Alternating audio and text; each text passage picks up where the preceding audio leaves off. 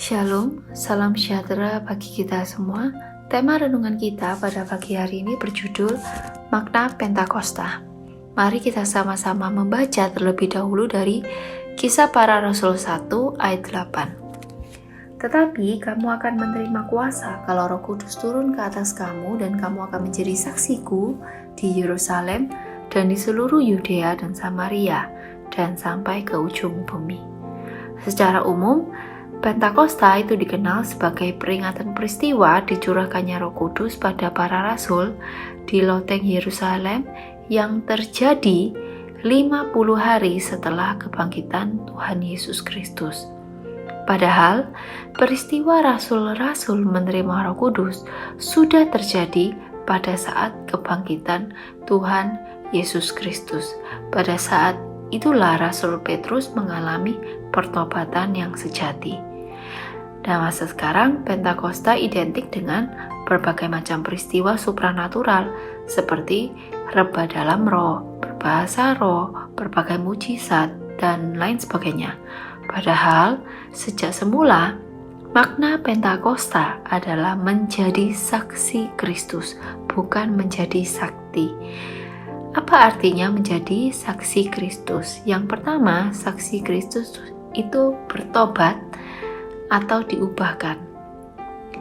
Bertobat itu berbeda dengan berbalik. Secara makna, kata insyaf atau berbalik itu berbeda dengan bertobat. Insyaf belum diselamatkan karena hanya percaya atau memiliki pengetahuan tentang Tuhan, sedangkan bertobat sudah diselamatkan karena menerima Tuhan Yesus sebagai juru selamat dan dalam proses bertumbuh ke arah Kristus. Jadi, pertobatan Petrus terjadi setelah kebangkitan Tuhan Yesus, dan sebelum itu, Petrus hanyalah insyaf. Ia belum mengalami pertobatan yang sejati. Pertobatan adalah buah dari Roh Kudus. Pekerjaan Roh Allah pada saat Petrus melihat Yesus yang telah bangkit secara jasmani dengan bekas paku di tangannya dan luka di lambung Yesus yang membuat Petrus tidak lagi memiliki keraguan. Nah, setelah pertobatannya, Petrus tidak pernah lagi menyangkal Kristus. Ia memberitakan Injil Kristus sampai akhir hidupnya. Dan seseorang yang insyaf akan susah menerima teguran karena ia baru berbalik arah. Sedangkan seorang murid atau yang bertobat akan suka menerima pengajaran, suka menerima nasihat, suka menerima teguran untuk pertumbuhan rohaninya ke arah Kristus.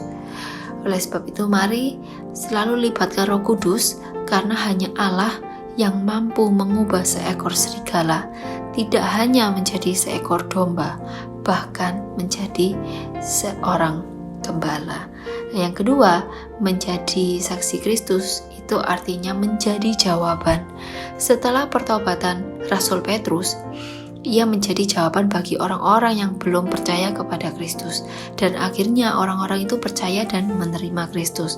Bagaimana Rasul Petrus menjadi jawaban bagi orang lain? Yang pertama, Rasul Petrus membuat orang tercengang dengan menampilkan kehidupannya yang sesuai dengan firman Tuhan. Atau dengan kata lain, Rasul Petrus ini berani tampil beda dari mayoritas orang yang jahat. Yang kedua, Rasul Petrus memberi jawaban. Ia menjelaskan bahwa kehidupan berbeda yang kita lakukan adalah buah dari firman Tuhan. Dan yang ketiga, Rasul Petrus menjadi jawaban bagi semua orang. Ia memberi solusi praktis bagi sesama yang membutuhkan. Menjadi saksi itu memiliki hidup yang menjadi jawaban, bukan menjadi pertanyaan. Tidak sedikit orang Kristen yang hidupnya menimbulkan pertanyaan bagi orang di luar. Kok bisa orang Kristen berbuat demikian? Bagaimana mungkin seorang pelayan Tuhan bisa berbuat yang jahat dan lain-lain sebagainya? Nah, menjadi jawaban adalah menjadi saksi bahwa firman Tuhan itu benar adanya, yang dibuktikan dengan kehidupan kita sehari-hari. Bersaksi ketika kita sakit, kita berdoa dan percaya bahwa kita memiliki Allah yang menyembuhkan. Bersaksi ketika kita dalam keadaan sulit, kita berdoa dan hanya bersandar pada kekuatan Allah dan percaya bahwa kejadian yang sulit yang kita alami adalah bagian dari agenda Allah untuk mendatangkan kebaikan bagi kita dan membawa kemuliaan bagi Allah. Saudara-saudara yang dikasihi Tuhan, pagi ini kita sudah belajar bagaimana menjadi saksi Kristus. Mari kita sungguh-sungguh menjadi saksi Kristus dengan bertobat, tidak hanya berbalik, tetapi kita sungguh-sungguh bertobat, mengalami pertobatan yang sejati seperti yang Rasul Petrus alami.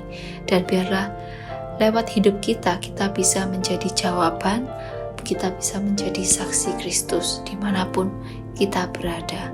Di dalam doa kita, Tuhan adalah saksi kita, dan jawaban Tuhan adalah kita menjadi saksinya. Setiap orang percaya adalah saksi Kristus, bukan hanya dalam perkataan, tetapi dalam perbuatan. Amin.